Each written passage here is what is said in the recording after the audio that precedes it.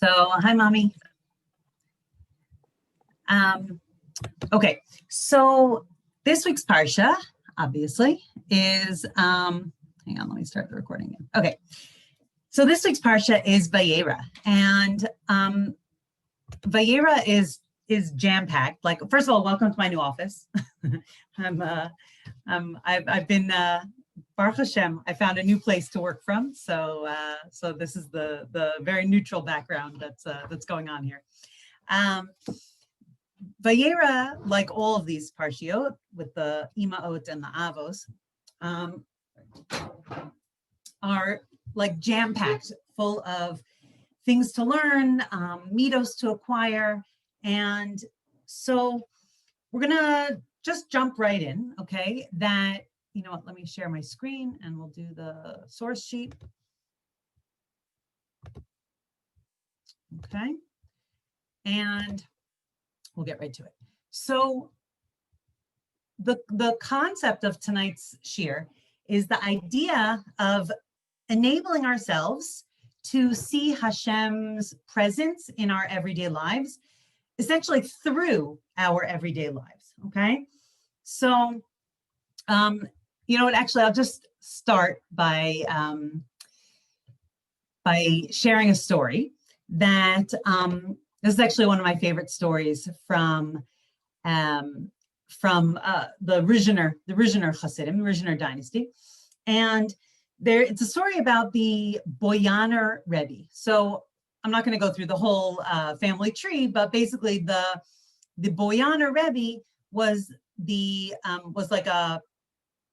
Rizhiner had 6 sons, and on they basically have lots and lots of different dynasties. Okay, so one of the dynasties was called the Boyan dynasty, and in 1949 the VaYeira Rebbe, whose name was Reb Mordechai Shlomo, he came to Eretz Yisrael, and he was on an airplane, and his gabbai was with him on the airplane, and he had never been on an airplane before, so he kept on pointing out the window, and he kept on like being like, Rebbe, look at this, Rebbe, look at that. And then like the Rebbe just kept on learning. He just kept his head in the book, and he just kept on, learning. And finally the gabbai, they were like flying over the Swiss Alps, and he felt like it was just too beautiful, and he didn't want the Rebbe to miss out on it.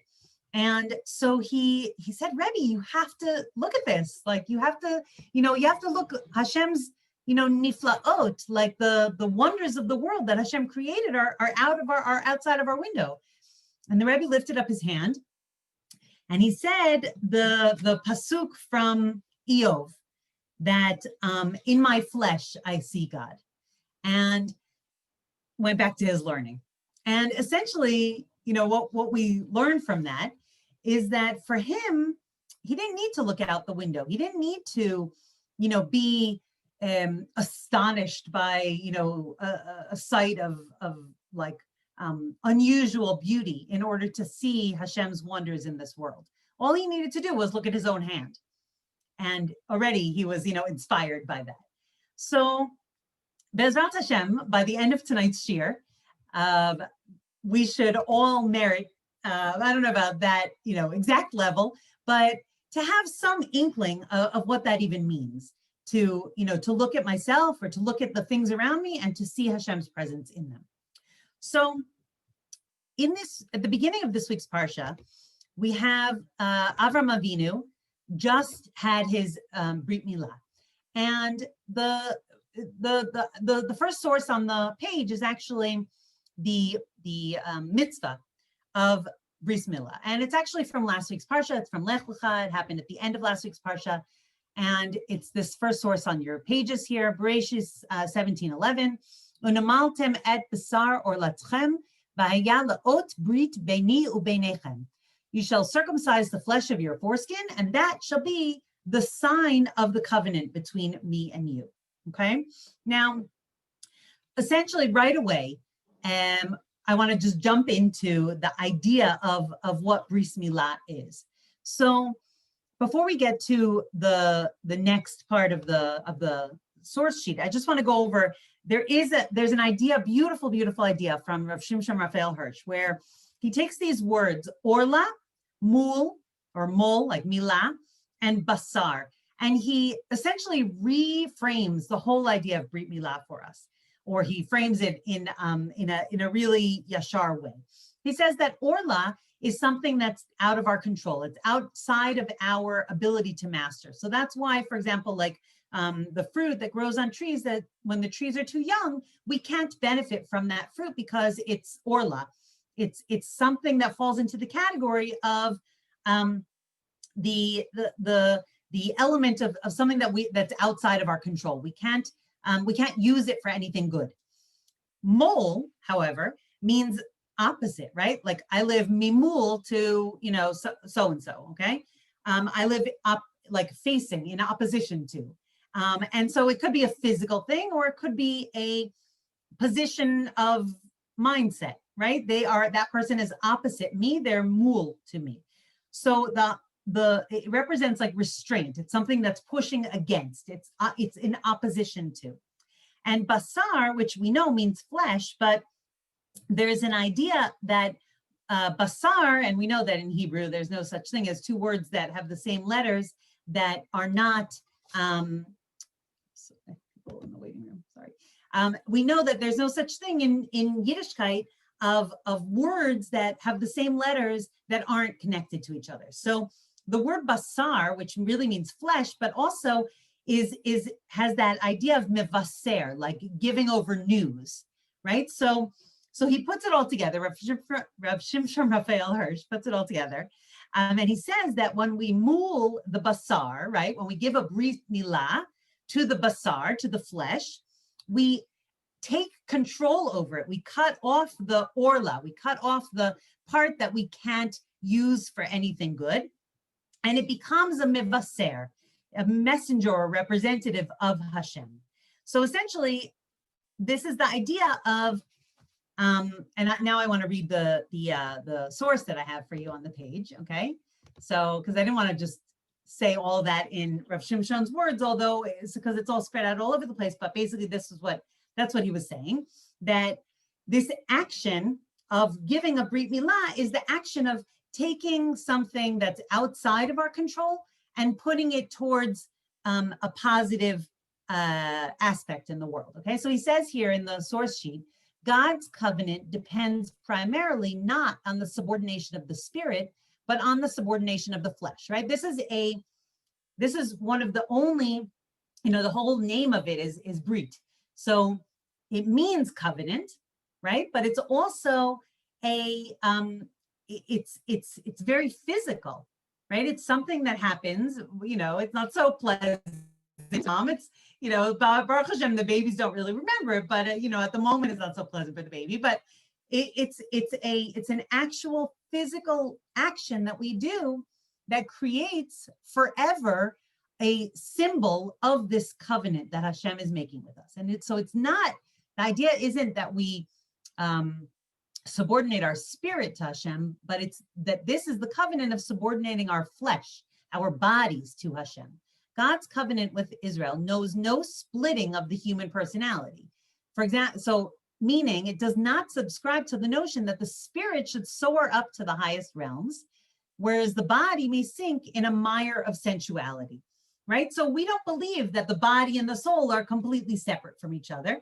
We believe that they are two different elements, but they come together in a beautiful union that happened when Hashem created us. And therefore, in some of the other religions, there's this idea that, heaven is heaven and earth is earth, and there's no connection between the two of them. And we don't believe that. So it's not like we're saying that the soul can just go wherever it wants and the body can go wherever it wants. That's not how it works. Rather, the primary condition of God's covenant, this Brit, is the moral subordination of all bodily drives. Bodily purity is the foundation for the holiness of spiritual life. So the reason that I wanted to bring that quote in was because Judaism is very, very heavily physical, right? There's we have all of these things that we do in the physical world. And there's really a question about that. Like, why do we need to, another source that I'm going to bring you later is Rav Shimshon Pincus. So Rav Shimshon Pincus, he says, why don't we, when we go to make Kiddush on Shabbos, why don't we make Kiddush on a book of Tehillim?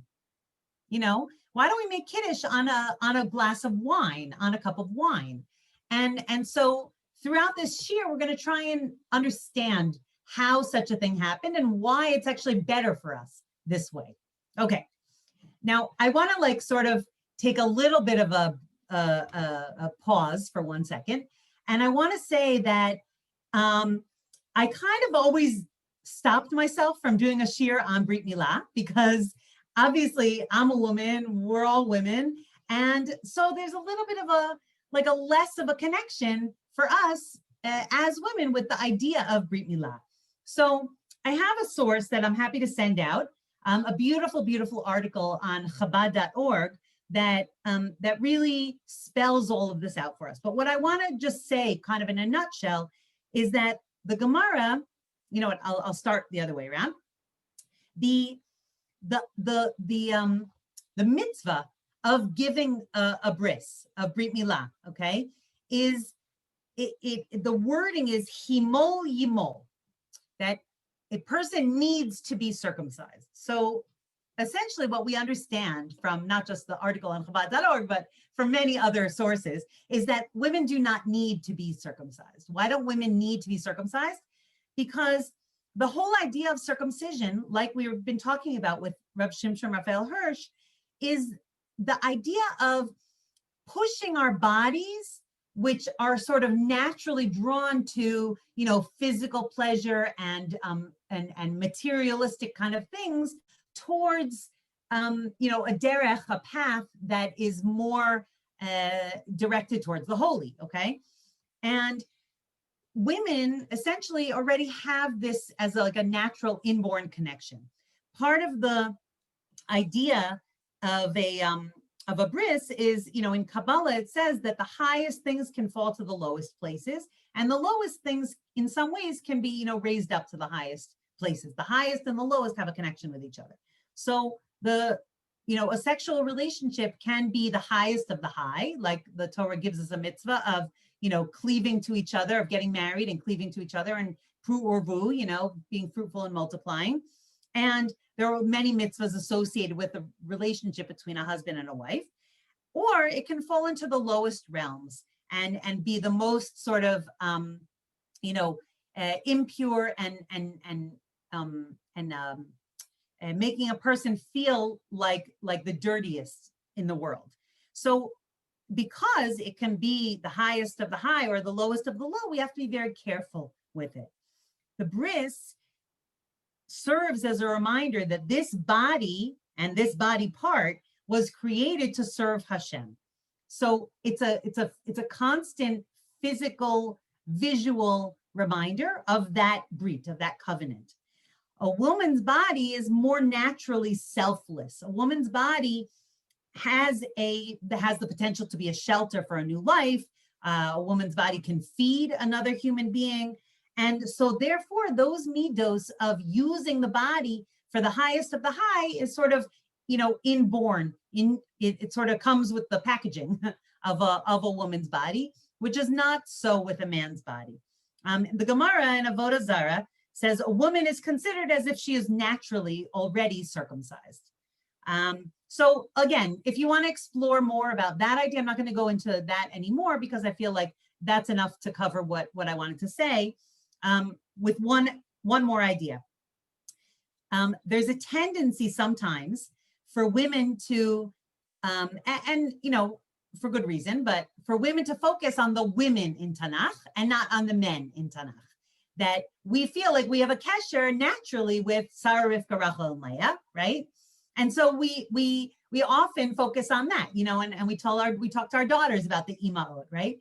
But the truth is that every single person in the world has two parents, not just one parent. So yes, of course, we have a connection to the imaot, and we are, imaot. And so there's a real sort of a tangible, sometimes more tangible, let's say, connection with the imaot.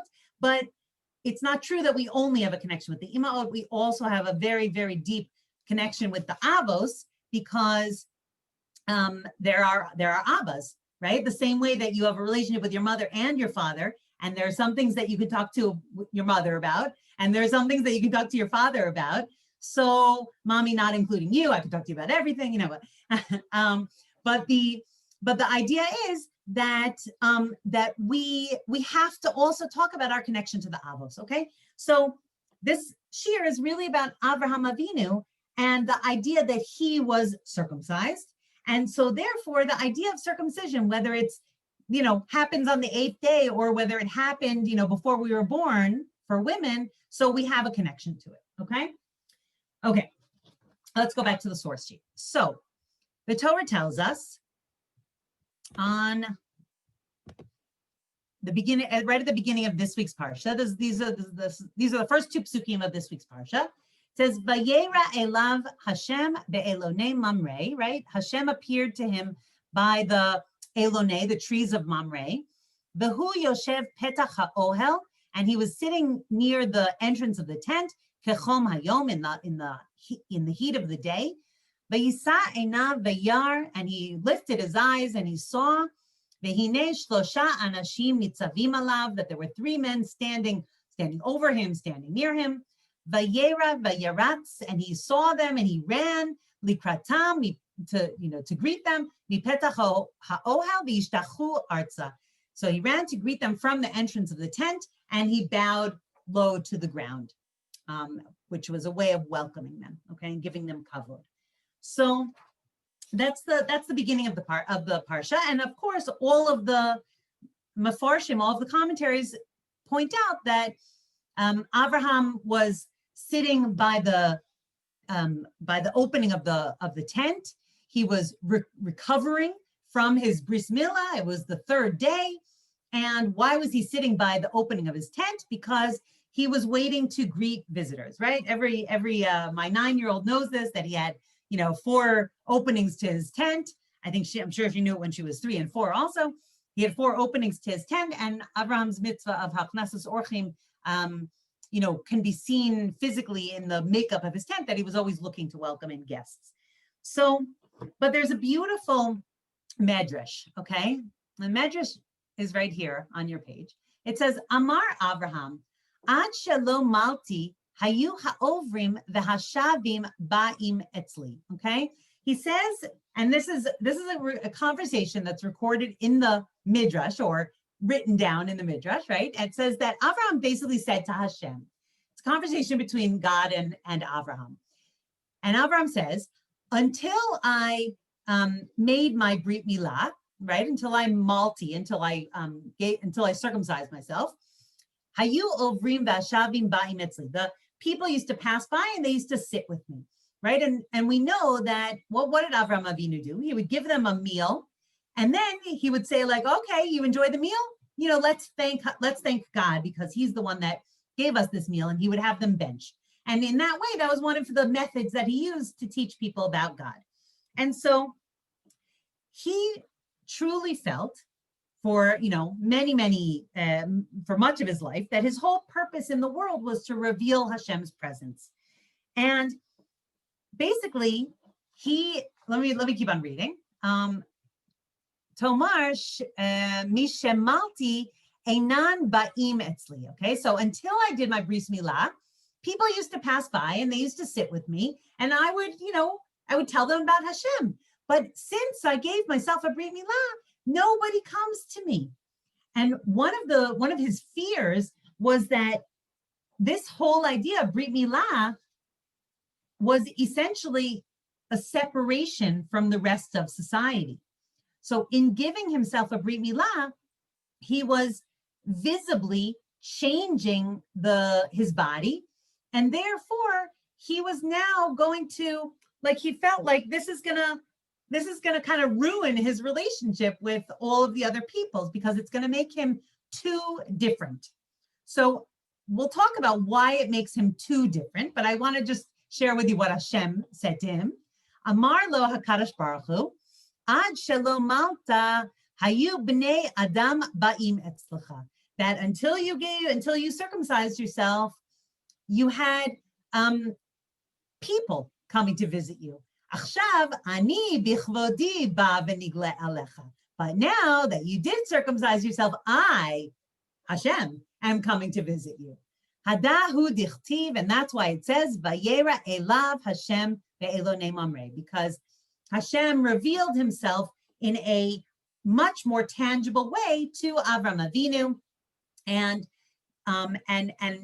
this really shows us a turning point. Okay, how does it show us a turning point?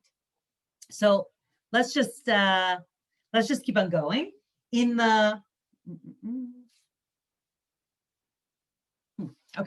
in the Orach Chaim, which is the next source on your page, okay, he says, "V'nira ki kavanat hakatuv hu sheba lahodia." Right? He said, it seems to me that the purpose of this, the way that it's written in the Torah, is to tell us shehashra Hashem shchinato alav, that Hashem rested his presence on Abraham.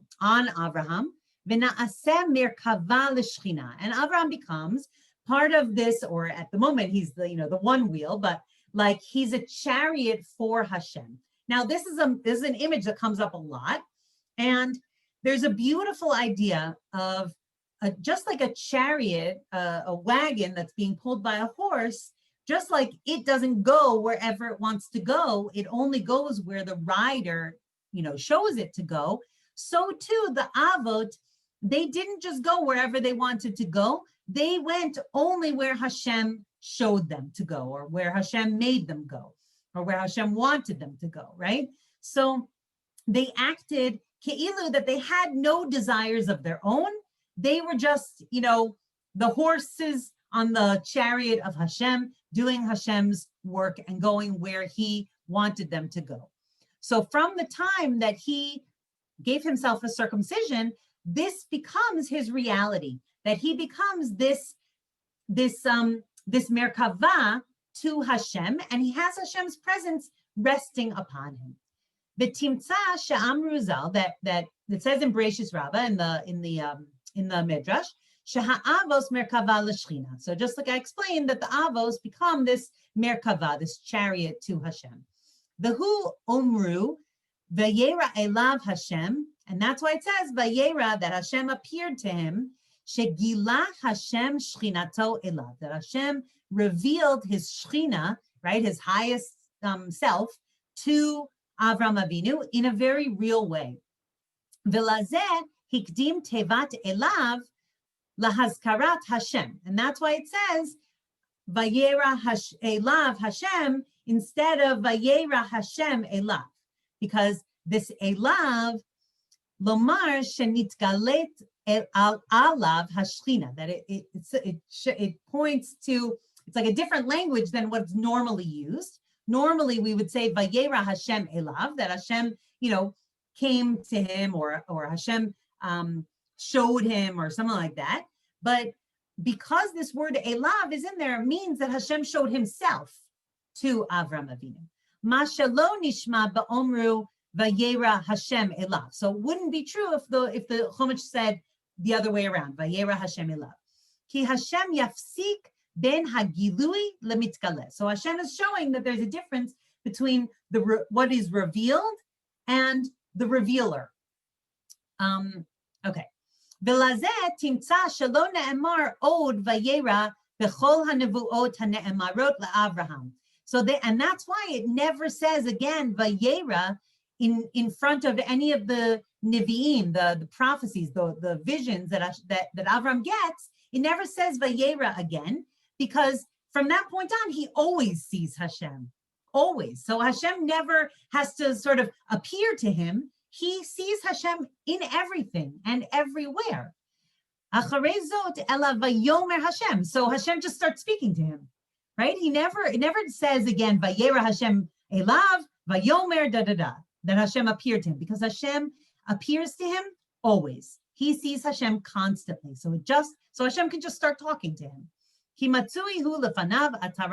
because he has this crown of sort of Hashem's presence on his head at all times, and therefore he has this vision of Hashem at all times. One more thing. And the Or HaChaim wants to say one more thing.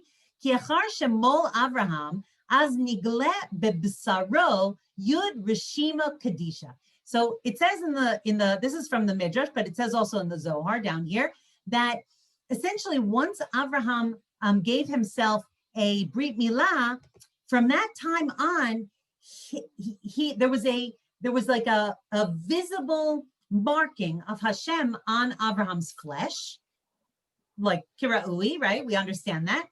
But it was like Avraham was a walking advertisement of Hashem.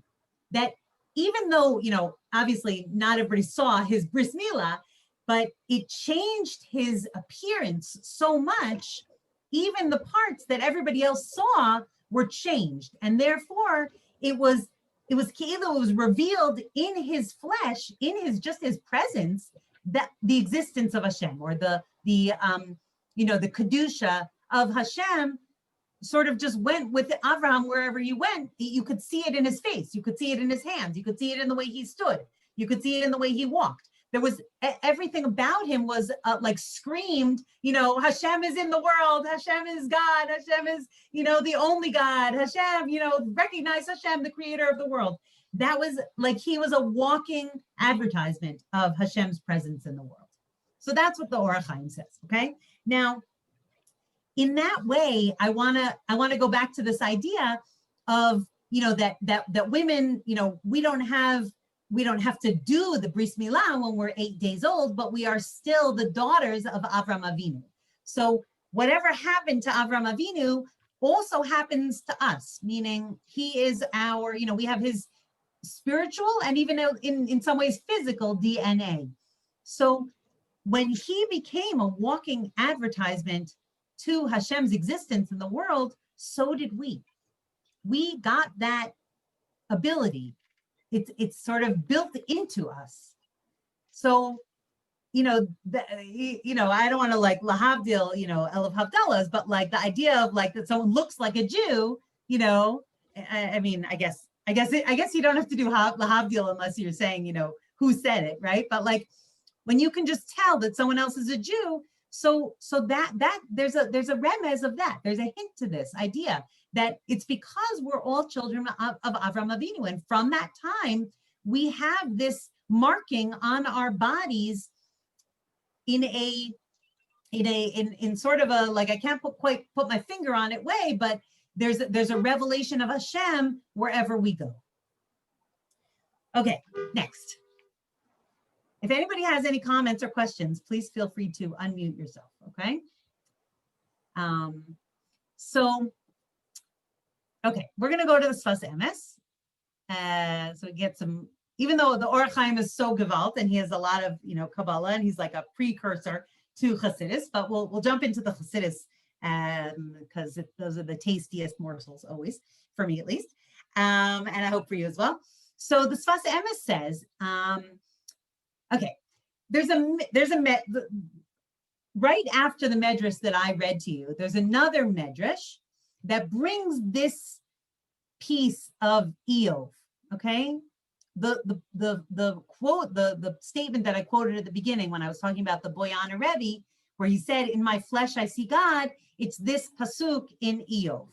He says, Ve'achar ori nakfu zot, after my skin will have been pierced, umibsari echazeh eloka.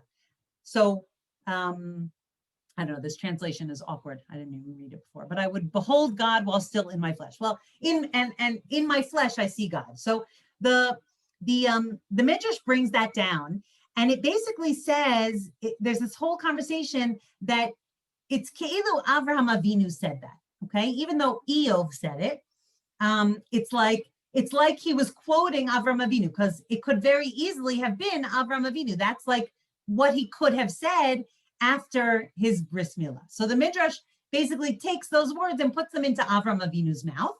And the Sfas Emes is going to give us a little perush on that, okay? Bamidrash ve'acharei ori nakfuzo. Okay, so this is the quote from Eov. Okay, and in that part, he actually says that, you know, this Brit Milah has become very attractive, that people are now following my way because since I did this Brit Milah.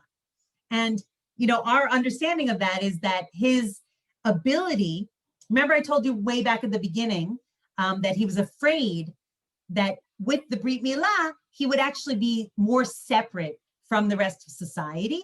And so part of Hashem's reassurance to him was that actually in doing the Brit Milah, your efforts at revealing my presence in the world are actually going to be more effective, not less effective. So that's where that medrash went, okay? So now the Sfas Emes says, Ki bechol davar yesh nekuda chayes meHashem yisbarach. We've heard this from the Sfas Emes before. It's a very, very fundamental concept that the Sfas Emes brings out in many, many pieces, that in every single thing in this world, there is a nikuda chayes, a source of enlivenment that is from Hashem, okay? And we learn this in Tanya also, that Hashem, and from the Baal Shem Tov, like if Hashem didn't want something to exist, all he would have to do is just stop giving it life and it would cease to exist. So we know that, you know, everything, this pen, you know, my papers, right? Everything has a tiny, you know, teeny tiny spark of godliness in it, because if it didn't, it would not exist. But verak shetzrichin lahasir haklipa ve'achitzonius shenikra orla dechefia brit. That shenikra orla. Let's stop there. That all we need to do in order to reveal this nikuda of chayes, this godly spark in everything, is to take off the klipa, the shell, the husk, the chitzonius, the outer aspect of it, which is called orla, and do a brit v'husar haorla mimela mizgala hanikuda kanal, right? And in the act of doing a bris, that is like, that's the keilu, like it's the most physical representation of this sort of spiritual effort that we have to make about everything. That the orla gets removed from the bris is the physical representation of a person uncovering the shell, or cracking open the shell of something and revealing the inner essence, this godly spark that's inside. VaYeira elav shenitzgalel lo hapnimius. And that's why it says that Hashem appeared to him, or he showed him, right? He showed him himself, because shenitzgalel lo hapnimius, that he revealed to Avram Avinu the inner aspect of everything. Shahaya ba'atzmuso nistar v'nechaseh kodem hamila, that was inside of him, that was hidden and covered before the Milah. And when he cut the orla off, when he did his bris milah, he sort of uncovered this godly spark, and it could be seen. It was revealed. And that's why it says, in my flesh I can see God, because literally in doing that, on Hashem's command, it revealed Hashem's presence in the world and in him, in his body. Gam perush VaYeira dichtiv VaYeira Elokim chule tov al kol hanivraim. So it says that excuse me, that VaYeira Elokim later on, right in the end of that, this other VaYeira, okay, is also that it's for all aspects of creation. That this idea, VaYeira, is for all of us. That once Hashem showed it to Abraham, then it's good for all of us. We can all see it if we look for it, if we try to see it, okay? And then he says, וראייה זו קיימת לעד ונותנת קיום והעמדה למעשה בראשית. That this ability to see, right, this vision is always present. And it is what gives life and vitality to the whole world. והיא דבוקה ומיוחדת למי שיודע זאת. But it's connected, and it's sort of, it's hidden until you seek it, right? Once you seek it, then you see it in everything. שכל חיוס העולמות מהשגחתו יספרח, that all of the existence, all of the life force that's in the world comes from Hashem Yisparach, כמו שכתוב, תמיד עיני Hashem אלוקיך בה. That it says that Hashem's eyes are on everything all the time. Okay. Wow, this is, let me stop the share for 1 second. Okay, is everybody with me? Yeah? So the Sfas Emes is basically saying that once Avram Avinu did the Brit Milah, he was able to see Hashem's presence, not just in his body, but in kind of everywhere. And when he did that, he also enabled us to see Hashem's presence in everything, in us and in all aspects of creation. Because we know that the godly life force exists, but we can't always see it. But once Avraham Avinu did the Brit Milah, he actually activated the ability to see it, but we have to look for it. Okay, let's go back to the text for a second. Okay, and then he says something really amazing. He says, V'hu Yoshev Petach HaOhel, that Abraham was sitting at the entrance of the tent, right? Shetzarich ha'adam leida, that a person has to know. Af ki yesh la Kadosh Baruch Hu nachas ruach mimase basar v'dam, that even though Hashem gets nachas ruach, he gets pleasure, right, from our deeds, v'kol ha'olamos tluyin behisorerus ma'asim tovim, and all of the whole world is kind of resting on our deeds and on our doing ma'asim tovim, mehatachtonim, that in our doing mitzvahs, we basically help bring this life force into the world. Because through our doing mitzvahs in this world, we reveal Hashem's presence. By being Jews, we reveal Hashem's presence. And that is, that's good for the whole world. And therefore, the whole world kind of, is dependent on that. Im kol zeh, hu bepetach, but even with all of this, he's in the petach, he's in the entrance. And there's a beautiful idea that the Sfas Emes brings out with this. V'hainu she'Hashem yisparach asa ken lihiyot nitala dvarim elyonim b'maaseh hamitzvah. And Hashem did this, where he sort of made the world dependent on our doing of mitzvahs. Shal yedei zeh hamaisa hagashmi, or hamaisa gashmi niftach hamshacha b'ma shelemala umisham yoter ad elav yisparach mamish. That he made it that way so that we understand that doing a physical deed in this world opens up a flow, or opens up access of an influence, okay, or like a drawing down of energy. And through this, we also are able to sort of connect, on a higher level up to Hashem. It's a little bit wordy, but basically saying that, I'm being a little bit wordy. He's not wordy at all. But this idea of everything hinging on our deeds shows us that this world, which is physical and materialistic, but when we use the physical world to serve Hashem, so then we draw down Hashem more into this world, and we reveal Hashem more. And in that way, we actually create sort of like a channel of connection between us and Hashem. Aval laha'adam rak petach kechuda shel machat, right? And this is a famous phrase that a person just has to open a door or a hole as small or as tiny as the eye of a needle. And the Midrash goes on, and Hashem will, open it as wide as it needs to be for carriages and tents to pass through. So he says, Af shehu kechom hayom v'hu b'chinas Avram Ava shehu bitol ba'achdus gamor.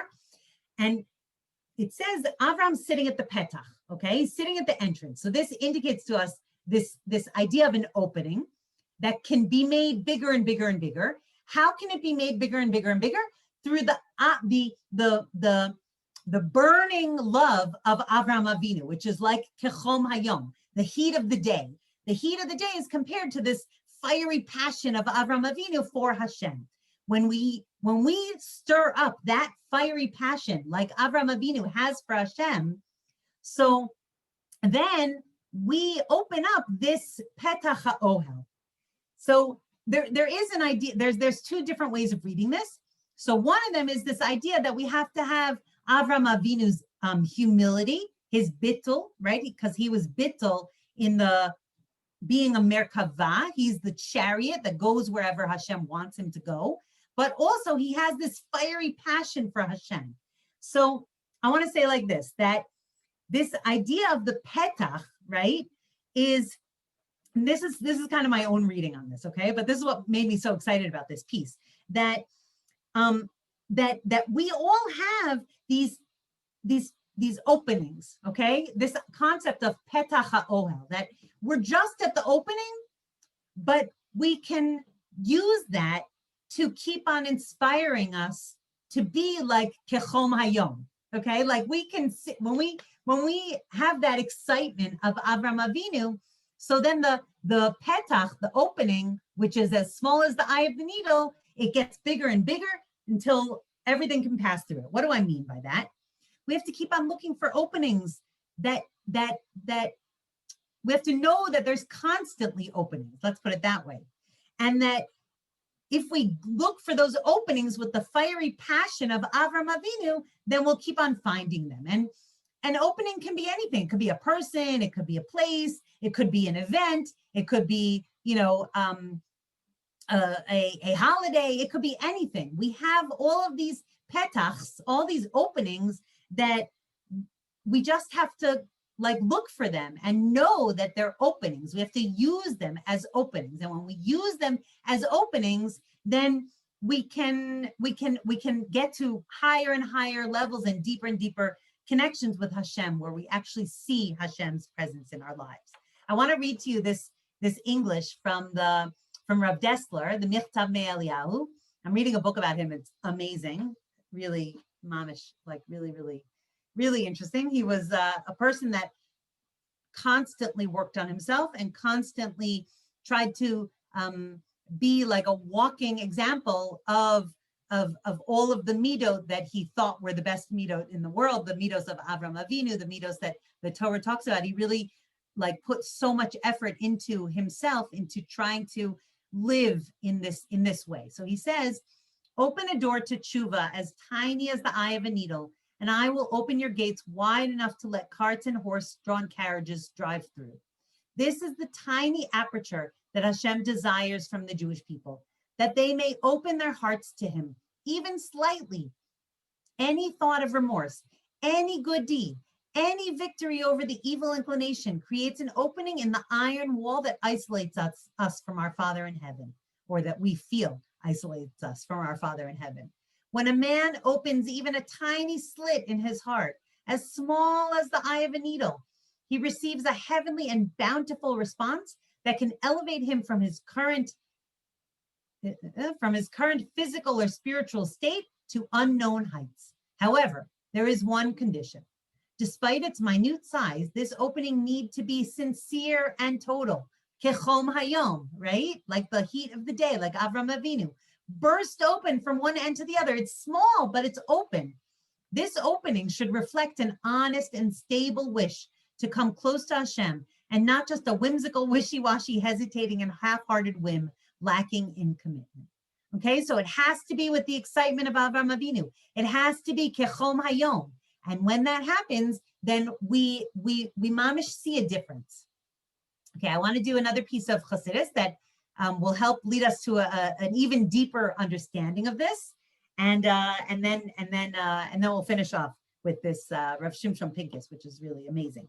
Okay, so the Moreh Naim was the Chernobyl Rebbe. He was one of the first Chassidim of the Baal Shem Tov, from that first generation.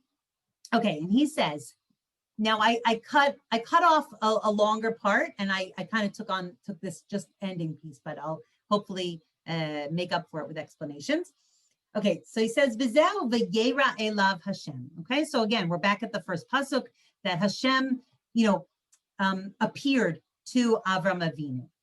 Ktav stam v'lo ktav el Avraham, ki kei al kol echad miYisrael shemitra'eh elav Hashem Yisbarach. I love this so much. It doesn't say, he says, why doesn't it say Avraham, right? It says, it doesn't say El Avraham, it says Elav.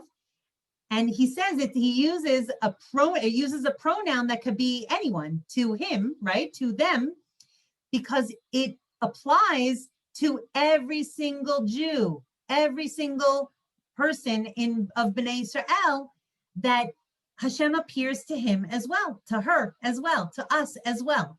And that's why it says VaYeira elav Hashem, because the Torah is forever. And every single sentence applies at all times to every single person in some way.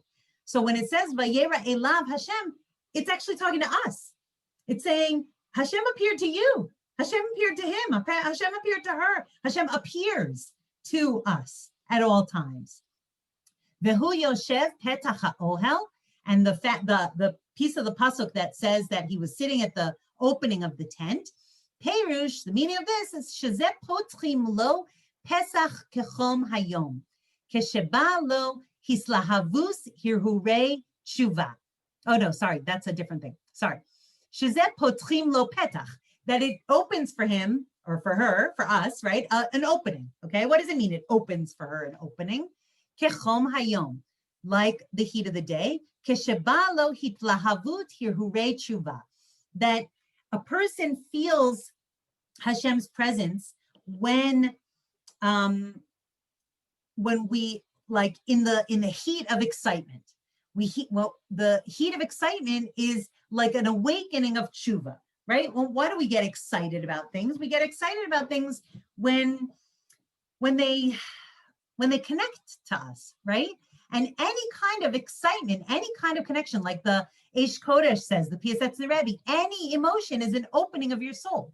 Any emotion is an opening that we can then use in the service of Hashem. So the Moreh Naim is, I'm sure the Piasatz Rebbe read this from the Moreh Naim, that every piece of excitement is an opening of tshuva.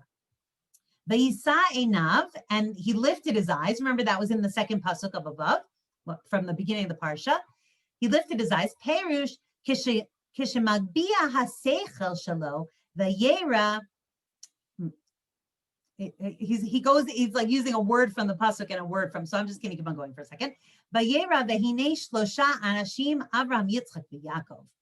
So he says, the perush of that he lifted his eyes means when we lift up our intellect, when we lift up our mind, when we start trying to think about something. VaYeira, and he saw here, vehine shlosha anashim Avraham, right? VaYeira vehine shlosha anashim. So here are three men. So the Zohar actually asks famously a question, who are these three men? And the Zohar answers, they are Avraham, Yitzchak, and Yaakov. Now, I'm not going to go into a whole thing about how Avraham lifted his eyes and saw Avraham, okay? But suffice it to say, Kabbalistically, it essentially means the three midos that Avraham, Yitzchak, and Yaakov represented, okay? So Avraham Ki'ilu like lifted his eyes and saw the best version of himself, okay? So, and his son and his grandson. Okay, so then it says, Ratzal Lomar Shehu Madregas Ha'avos. So it says, right, when he lifted his eyes and he saw these three men. So it's like connecting to the sentence before that we lift up our mind and we think about the level that the Avos are at.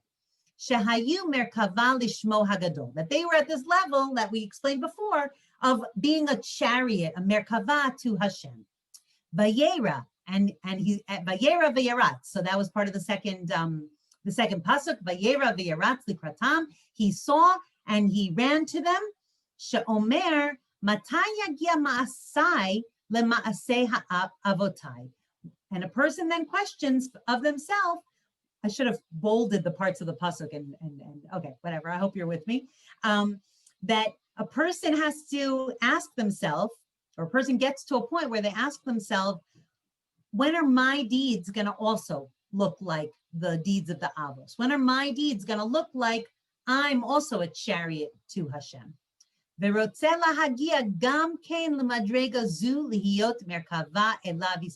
we want to also get to this level. Okay, so let me just go over it from the beginning. This idea is that this pasuk, that Hashem appears to Abraham, actually applies to every single one of us at all times.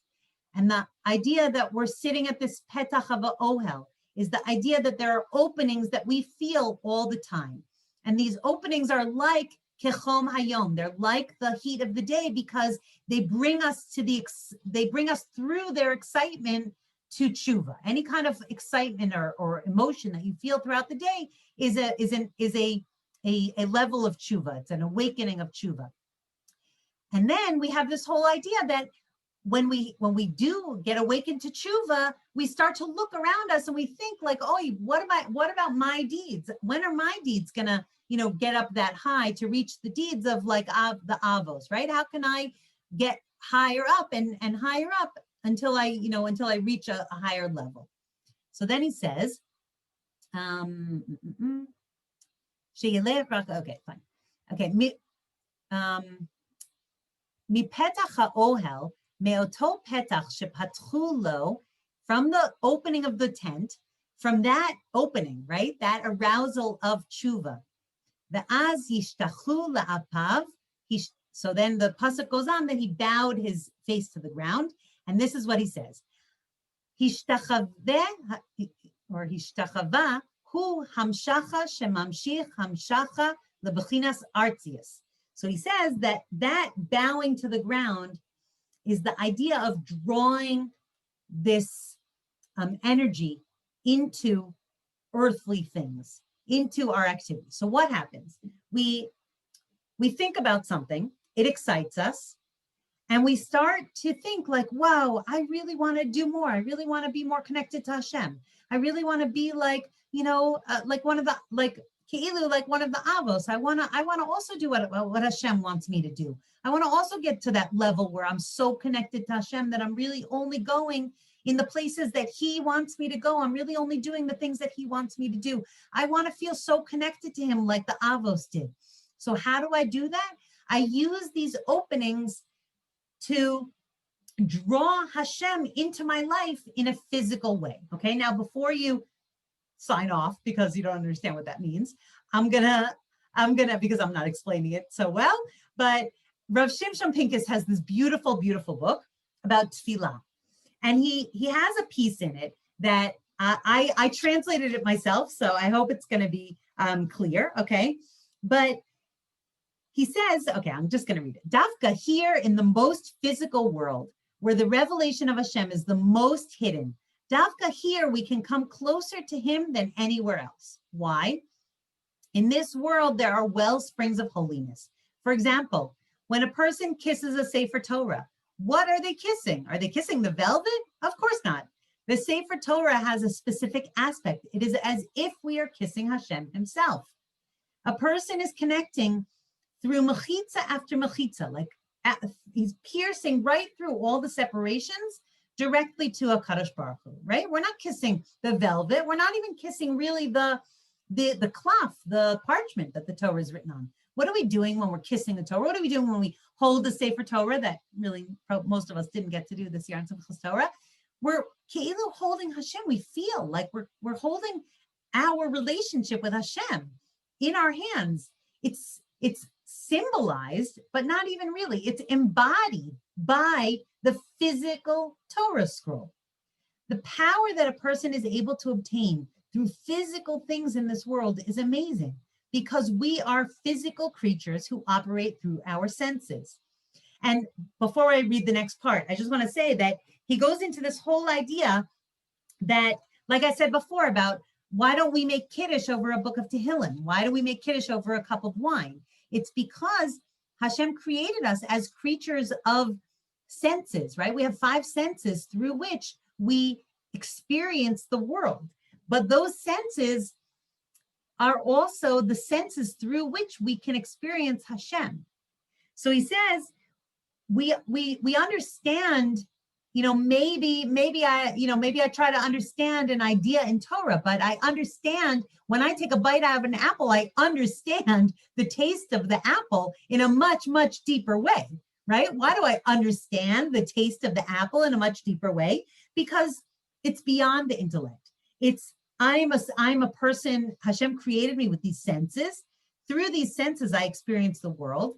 And if I can incorporate those senses, or if through those senses I can make myself aware of Hashem, then I will feel him in a much, much deeper way. So he says, and if we seek and find HaKadosh Baruch Hu here in this physical world, this world of senses, if here in this world we understand who created all of this, then we will feel with our senses the closeness of Hashem's presence. And that is the foundation of connection and depth. And he goes into this beautiful, beautiful one piece that I wanted to share, but I thought it was going to be too late to go into more Hebrew. But he basically says, I'll use my own translation. He says, if we use this koach of the senses, and we think about how Hashem is giving us, energy in our fingers, how Hashem is opening our eyes, like in the morning brachot, when we say Baruch Atah Pokech Ivrim, right? He opens our eyes. He makes sight for the blind. How if we feel that Hashem is holding our footsteps, right? That he's actually putting each of our feet down, or holding us as we put our feet down, then that's a much, much deeper understanding of the world and a much, much deeper connection to Hashem. The Arizal says that one of the foundations of life, of a life of connection to Hashem, is our brachas nehenim, the brachas that we make over food. Because if we thank Hashem for olam haba, right? If we thank Hashem for like things that are airy-fairy and kind of wishy-washy, then okay, that's beautiful and it's gavalt, right? But we don't really feel that. We feel like that's very far away from us. But when I make, I'm gonna Baruch Atah Adonai Eloheinu melech haolam she'akol niya bidbaro. So then I taste that. It's tea. It's very yummy. I taste that. And there's something about the connection between making a bracha, acknowledgement of Hashem, and actually tasting the food, that when we put them together, it enables us to swallow. You go with me with that, to like swallow Hashem, in a very real way, to sort of, experience him in a much deeper way.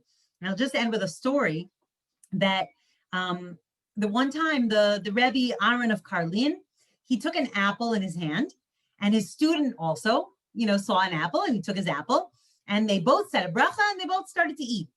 And when they were finished, the Rebbe said to the student, you know what the difference is?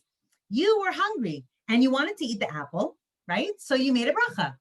But I looked around the beauty of our world, and I just wanted to connect to Hashem. I wanted to, praise Hashem in some way. So, in order to make a bracha, you have to be making it over something. So I took an apple so that I could say the bracha, right? Meaning the student was saying the bracha so he could eat the apple, and the Rebbe was eating the apple so that he could make a bracha. And it's such a practical thing that we can, take on with greater, I'm going to stop the share. If we take this on with sort of greater intention, then it will have a much, much deeper and greater impact on our lives. The morning brachot, the whole essay in that book that I was from Rav Shimshon Pincus was about how saying the morning brachot and like sort of, I guess, giving them a little bit more intention than we might normally do, it creates a foundation, a different kind of a foundation to our day. And all of that, the idea that we're able to see Hashem in the physical world, it comes to us because of Avram Avinu's bris milah, because of this concept that Avram Avinu made a covenant with Hashem. He made an agreement for all time that all of his children would be included in. And part of the idea of that covenant was using the physical world to see Hashem's presence, utilizing the physical world as tools in our continuous effort to connect to Hashem. So I'll give us all a bracha that that for the next day or longer, but Bezrat Hashem, at least for the next day until, and as we live in this parsha, that as we make brachas throughout the day, that I give us a bracha to have the strength to make one bracha a day at least with greater intention, so that we can truly open our eyes and truly open up our senses to this innate ability that we have, that was passed down to us, that's part of our Yerusha, part of our inheritance from Avram Avinu, to truly, through that, feel a greater sense of connection to Hashem. And it should give us koach, it should give us strength, it should give us hope, and a sense of belonging and a sense of connection. Okay. Thank you so much for joining me. And I hope that you all have a beautiful, beautiful, wonderful week.